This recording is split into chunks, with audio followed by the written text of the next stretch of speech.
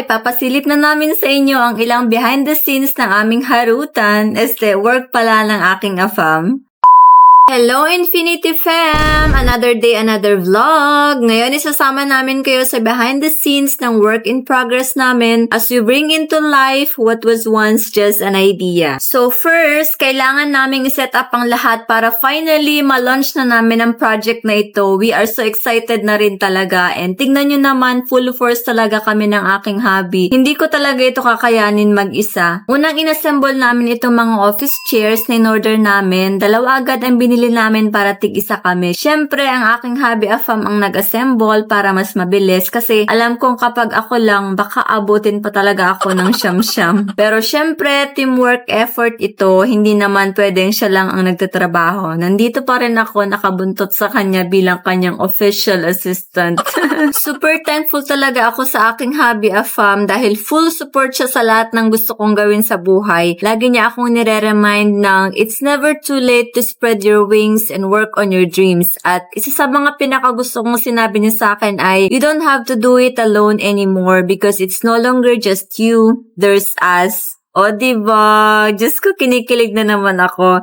Grabe, sobrang blessed ko lang talaga. Akala ko jackpot na ako kasi napakagwapo ng nabingwit ko. Aba, marami pa pala siyang ibubuga.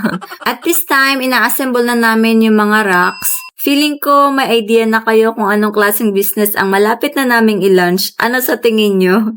Sana supportahan nyo kami sa bago naming journey as we enter this exciting new chapter. Don't worry, we'll be sharing more details very soon. Gumawa rin pala kami ng separate page para sa aming business. Ito siya. Baka naman, paki-follow din kami doon.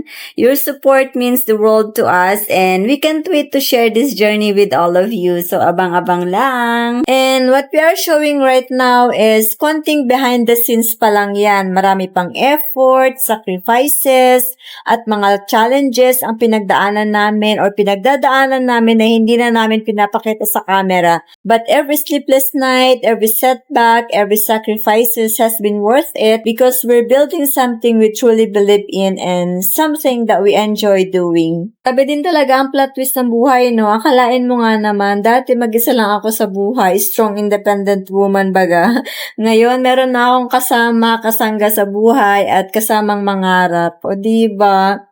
Tingnan nyo naman kung gaano siya ka-supportive. And if you have a dream but you're scared to start because you feel like you're not ready yet, let this be your sign. Don't let your fear stop you from chasing your dreams because sometimes the hardest part isn't the journey itself, it's taking that very first step. So, ayun na nga, natapos na kami sa lahat ng pag-unpack and pag-assemble. And hanggang dito na lang. See you sa next vlog. Bye!